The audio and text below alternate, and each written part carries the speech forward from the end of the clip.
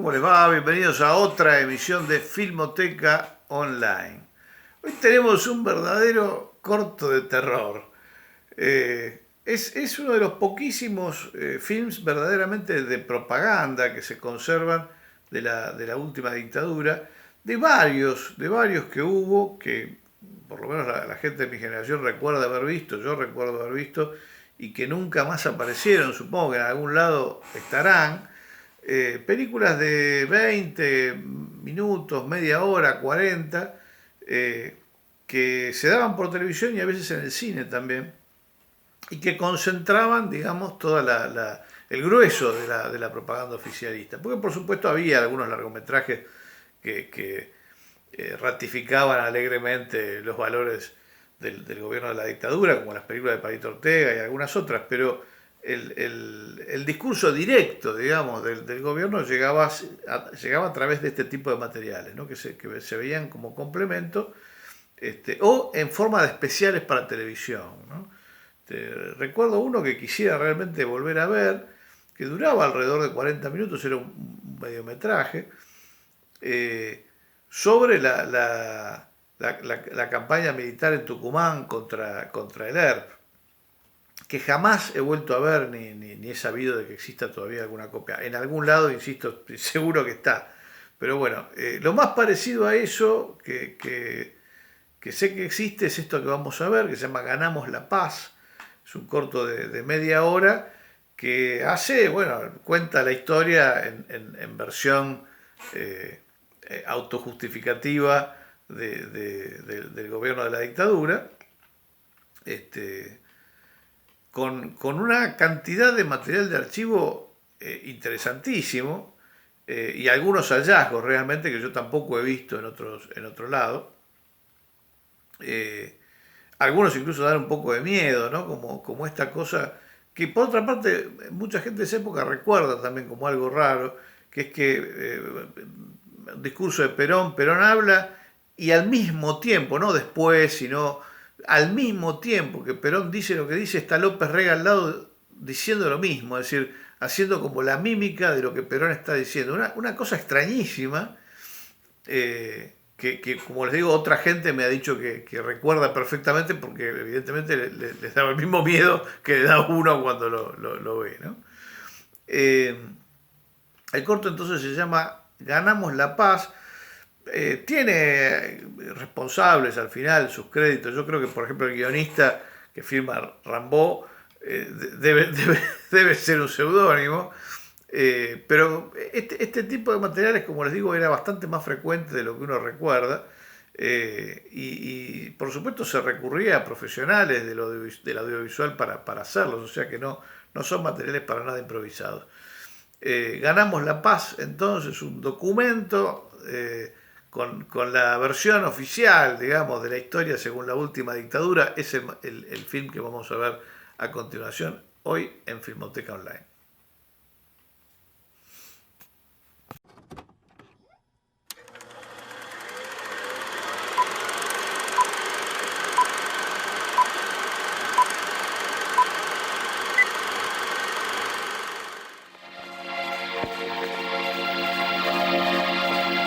El sol está siempre allí, y su luz ilumina todas las cosas y todos los actos.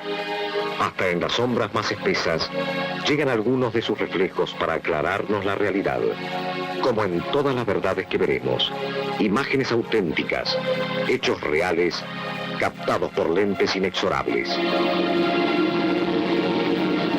La Argentina es un país privilegiado por la naturaleza, de paz y de trabajo, con todos los paisajes y todos los climas, con montañas y llanuras, y con grandes ríos. Un país donde el hombre argentino fundó sus obras, y donde llegaron extranjeros de buena voluntad para cultivar la tierra, levantar industrias y contribuir al engrandecimiento de nuestra república. Estas tierras ubérrimas atrajeron siempre las miradas codiciosas de los que quisieron conquistarlas y aprovechar sus riquezas, explotar la feracidad de sus praderas, de sus pampas famosas y esclavizar a sus hombres. Pero sus hombres aman la libertad y por ellas son capaces de grandes cosas. El hombre argentino gusta vivir la vida en medio de sus hermosos panoramas. En el trabajo, se asoma al mar y toma sus frutos.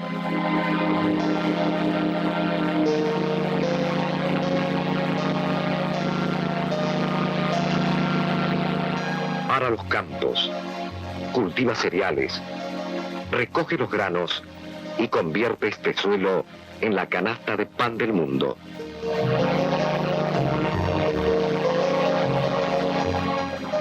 Tiene una producción diversificada, vinos de excelente calidad, frutas famosas en todas partes del mundo. Y también esquila finos vellones de las ovejas que pueblan la Patagonia. Y obtiene las mejores carnes para su consumo. O industrializa para la exportación hacia los más diversos mercados. A la par que mantiene la hermosa tradición de los gauchos de las pampas.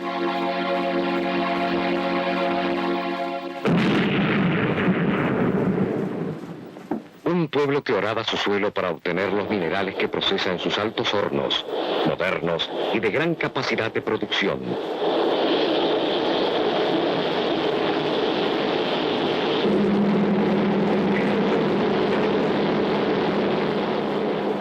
Que emplea técnicas avanzadas en sus plantas industriales, en sus talleres, con una amplia gama de equipos y maquinaria compleja que es operada con idoneidad. Con una tecnología que le permite procesar sus materias primas y obtener el combustible para cubrir sus necesidades vitales e incursionar en la búsqueda de otros insumos propios de la vida actual. Con una capacidad que se trasunta en el sofisticado equipamiento para la investigación científica y que le ha permitido obtener 3 premios Nobel en las personas de los doctores Carlos Saavedra Lamas, Bernardo Husay y Luis Federico Leluar. Un pueblo que también descuella en las actividades deportivas y exhibe varios campeones en la dura puja del pugilismo, ganando admiración en todas partes. Lo mismo que en el automovilismo de primera línea.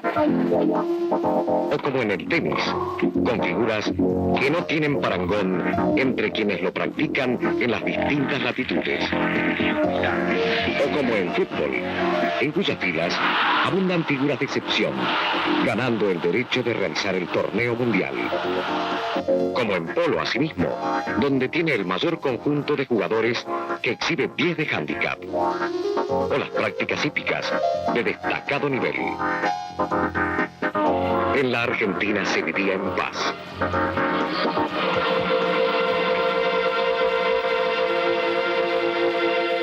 Pero en el mundo se expande el cáncer de la violencia ideológica. Contamina nuestra América y busca a la Argentina como blanco del terrorismo internacional. Agregar a las palabras del compañero Fedorenko. He said he only went to add to the words of the ambassador Fedorenko. Que no es que el embajador o representante de la Unión Soviética esté de acuerdo con el discurso de Cuba, o con la posición de Cuba, sino que la posición de Cuba es la que está de acuerdo con la Unión Soviética, el primer país que construyó el socialismo en el mundo. Ese movimiento se infiltró en nuestra sociedad, sembró armas en América Pacífica, engañó a jóvenes y adultos, enseñó a matar.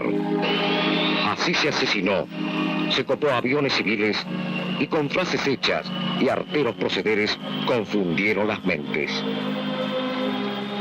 Lo hicieron quienes en Chile procuraron llegar por atajos siniestros a la conquista del poder. Los que enarbolaron sus rojos pendones. Los que burlaron a la democracia y la usaron solapadamente para entregar los pueblos al marxismo internacional. Los personeros de esa ideología hablan y generan la violencia y la muerte.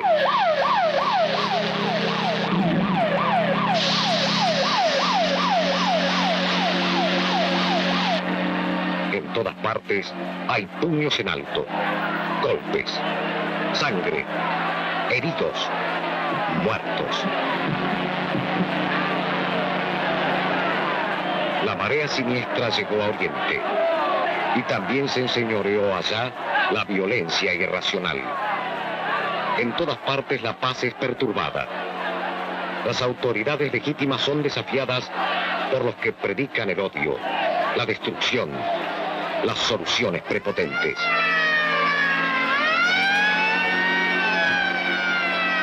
Los derechos humanos son desconocidos por quienes propenden al caos. Y lo más sagrado, la vida misma, es arrasada en aras de esas ideologías. Muertos, heridos, sangre. La prédica disolvente llega a la Argentina también. Siglas extrañas ensucian los muros, perturban las aulas, y hay rostros iracundos y puños. Así fue como estallaron disturbios en la Argentina con graves daños y muchas víctimas inocentes. Así fue como la calma se dio paso a las expresiones del odio, al golpe artero y a la sangre.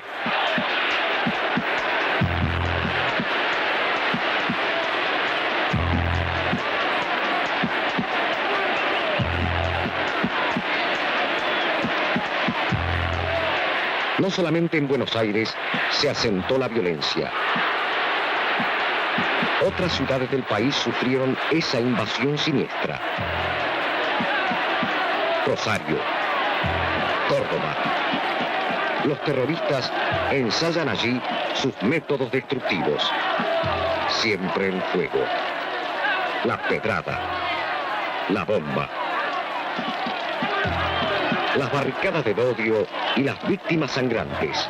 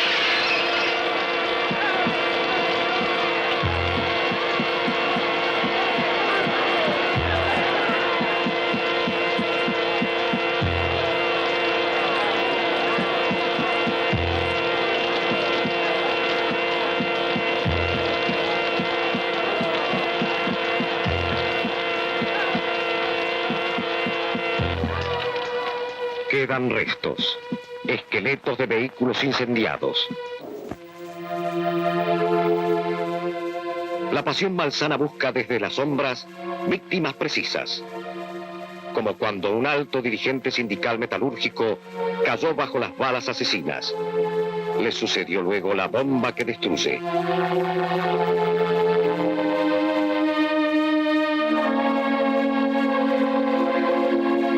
También fue secuestrado un expresidente de la nación.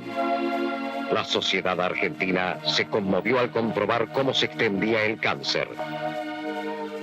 Un cáncer implacable que provoca muerte.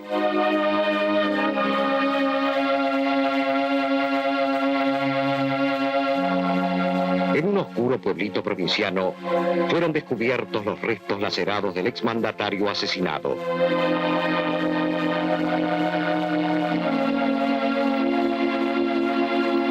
Más horror.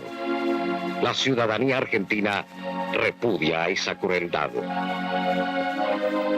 Tiempo después, en una revista de las bandas subversivas, los delincuentes relataron con todo sadismo cómo habían actuado los asesinos del expresidente argentino.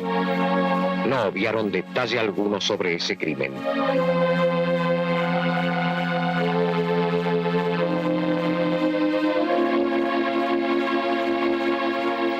Y sigue la serie sangrienta. Otro líder sindical de destacada actuación es abatido cobardemente. víctima también de la violencia. Hijos y amigos lo lloran. Esa violencia parecía no tener fin. Bombas, atentados de todo tipo, incendios intencionales. Son destruidos comercios para provocar pánico, tratar de imponer el terror y crear desabastecimiento. En definitiva, se busca el caos social, clima ideal para la subversión.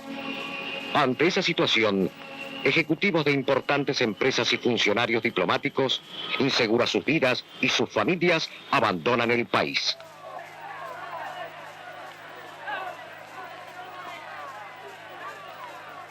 ¿Ustedes tienen secuestrado al ejecutivo Thompson de la Firestone de Estados Unidos? No sé. No podría decirle. No. Santucho, uno de los capitanes del caos, habla y manifiesta su cinismo. Y la violencia persiste. En Rosario, mediante una emboscada cobarde, asesinan a un general cuando iba a su comando. Las balas también abaten a una humilde mujer. El mismo día, un destacado industrial italiano, padre de 4 hijos, es asesinado después de haber sufrido prolongado cautiverio en manos de delincuentes terroristas. El accionar de esas bandas parecía no tener límites, aunque muchos de sus cabecillas estaban presos, procesados ante la justicia común. Agosto de 1972. La audacia es tremenda. El penal de Rawson, Chubut, es tomado. Coordinadamente copan un avión en Trelew. 30 delincuentes huyen. Santucho, Mena, Quieto, Vaca Narvaja, Osatinsky y otros van a Chile. Entonces, en manos marxistas. Pero retornarán para proseguir sus crímenes. En medio de esa tensión, retorna a Buenos Aires el expresidente Perón. Lo reciben los partidarios de su causa. Y hay elecciones. Asume la presidencia, como resultado de ellas, Héctor Cámpora. Son testigos, mandatarios marxistas de América. Por esa vía, hay infiltración roja en el movimiento popular. El ministro del Interior de ese gobierno es un factor decisivo. Sectores ciudadanos salieron a las calles y plazas para celebrar su triunfo electoral. Y detrás de ellos estuvieron los marxistas enmascarados para retomar las sendas de la violencia. Otra vez las llamas destruyendo, y los puños en alto, y los gritos de odio, y las piedras agresivas, y la provocación descarada.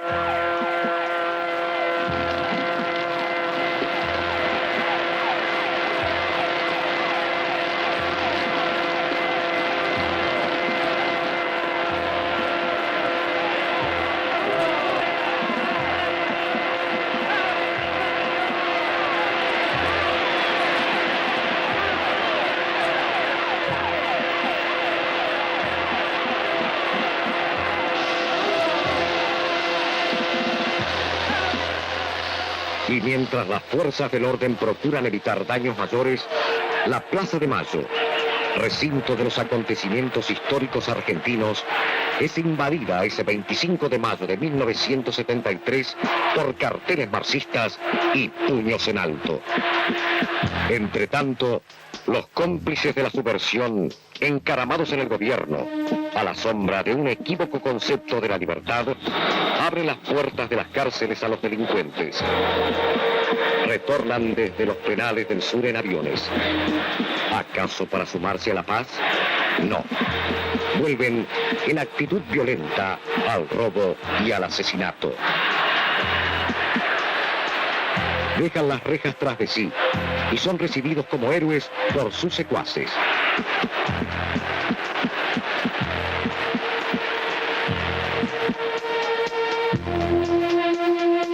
Los ideólogos de la violencia no han renunciado al objetivo de alcanzar el poder por cualquier procedimiento. Y penetran en las universidades y otros institutos de enseñanza para copar las mentes juveniles, torcer sus destinos y tratar de adueñarse de las futuras clases dirigentes del país.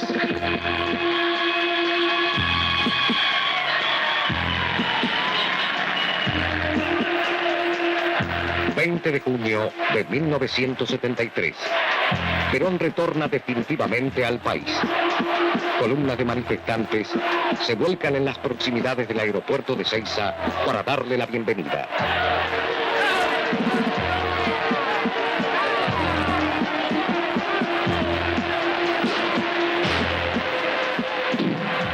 Pero la infiltración ideológica ha provocado una honda división en el movimiento. Mientras la masa permanece confiada a la espera de sus dirigentes, las bandas extremistas en busca de la propia hegemonía se enfrentan en una verdadera batalla campal. Estalla la violencia. Hay tiros, gritos iracundos. Hay víctimas y por sobre el ulular de las sirenas se oye el gemido de los heridos. Muchos huyen tratando de ponerse a salvo de los disparos. Otros, anónimos personeros del caos, empuñan armas de guerra y emplean tácticas propias de las guerrillas urbanas, evidenciando intenso adiestramiento.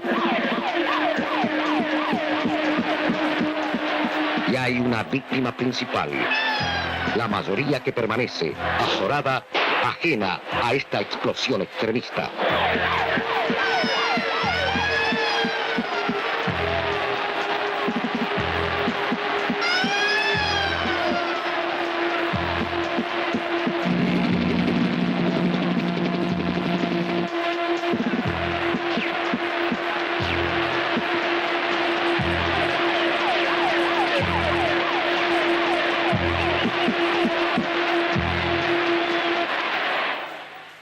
Todo eso fue excesivo. Renuncia Cámpora a la presidencia y se van sus secuaces marxistas. Y asume otra vez Perón tras nuevas elecciones. Recuerda otras épocas, otras circunstancias.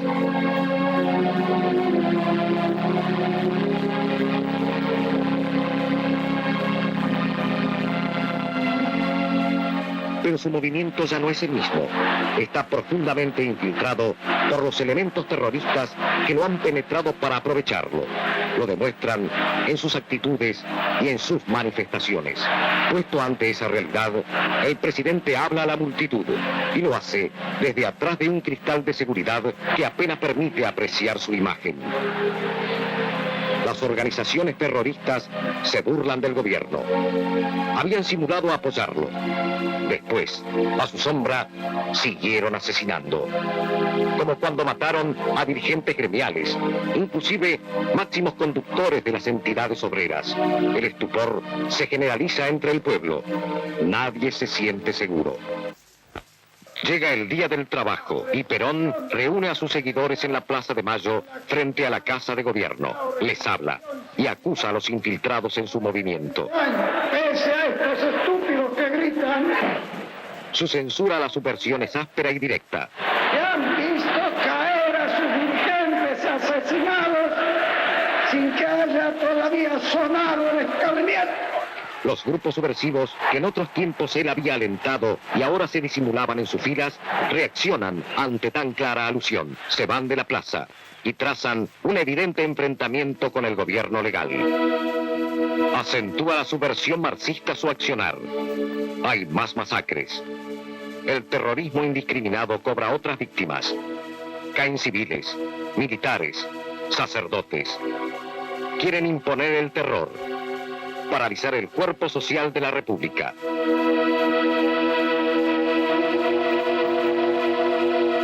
En ese clima, el 1 de junio de 1974, fallece el presidente Perón.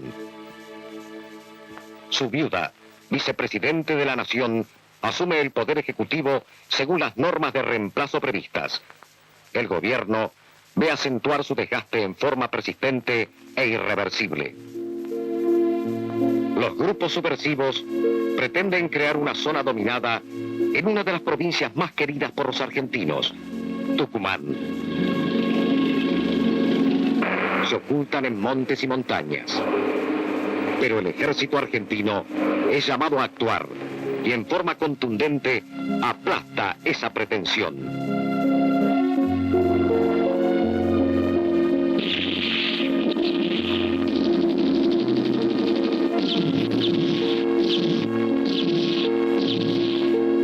Entonces los delincuentes vuelven a la acción urbana y se afincan en las universidades.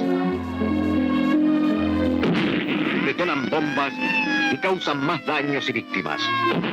Impotentes ya para intentar el copamiento territorial, después de la derrota en Tucumán, quieren destruir y amedrentar.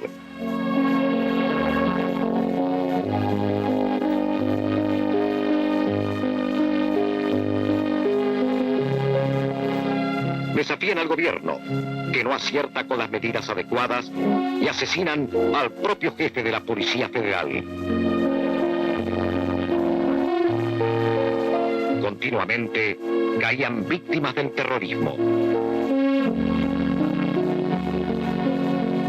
Entre otros atentados, colocan una bomba cerca de un edificio militar y causan la muerte de un camionero y heridas a pasajeros de un ómnibus. La propia gente del gobierno comienza a rebelarse. Las autoridades tambalean y se genera vacío de poder. Las Fuerzas Armadas adoptan severas medidas para evitar males mayores a la República.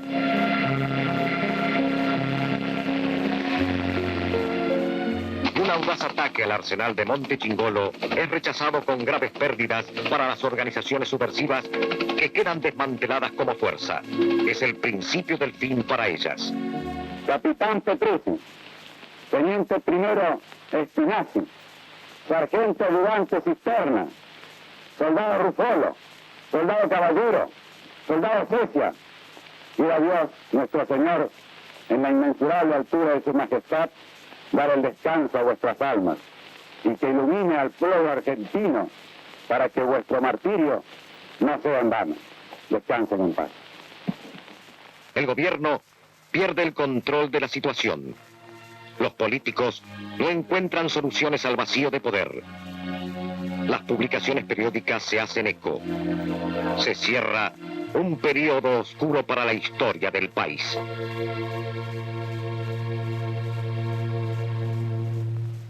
Las Fuerzas Armadas se ven en la obligación de asumir el poder y lo hacen el 24 de marzo de 1976 para preservar la integridad de la nación.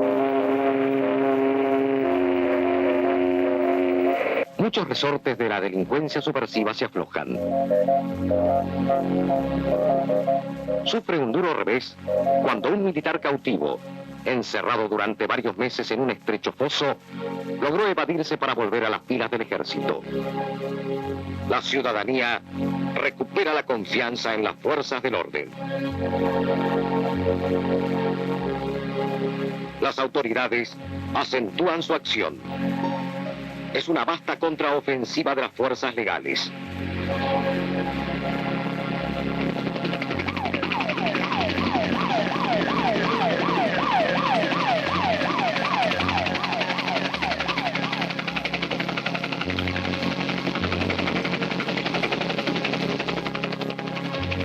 Muchos delincuentes son apresados. Se les toma armas. Se descubren talleres clandestinos donde las fabricaban o reparaban. La documentación secuestrada a los extremistas pone de manifiesto el peligro en que estuvo la nación. Y también se desbaratan maniobras financieras entroncadas con la subversión. La violencia recorre nuestro tiempo como una trágica manifestación del fanatismo irracional, de la agresión ideológica. A la vista de ese culto despiadado al terror y a la muerte, ¿qué pueden esperar los pueblos a los que ofrecen un sistema fundado sobre el miedo y el desprecio a la vida humana? El horror ha quedado atrás. La sociedad argentina pasó una durísima prueba. Ha llegado el momento de ganar la paz y de preguntarnos, primero, ¿en nombre de qué cayeron los héroes y mártires de esta lucha? Pues cayeron en nombre de Dios, que nos da la vida, en nombre de la patria, que nos brinda todo para vivir en la paz del trabajo y del hogar. Y ha llegado el momento de preguntarnos también, ¿quiénes serán los destinatarios de esta victoria? ¿Serán los millones de argentinos que buscan una causa fundada en el amor, en la justicia y en la libertad. Una causa que, con la fuerza invencible de los ideales más nobles, triunfe sobre la violencia, los extremismos y el odio. Se habrá ganado así la paz para los argentinos. Se habrá contribuido a formular un mundo mejor. Y al dar gracias al Señor por esos logros, exaltando las imágenes de vida y de amor, podremos exclamar con énfasis: ganamos la paz.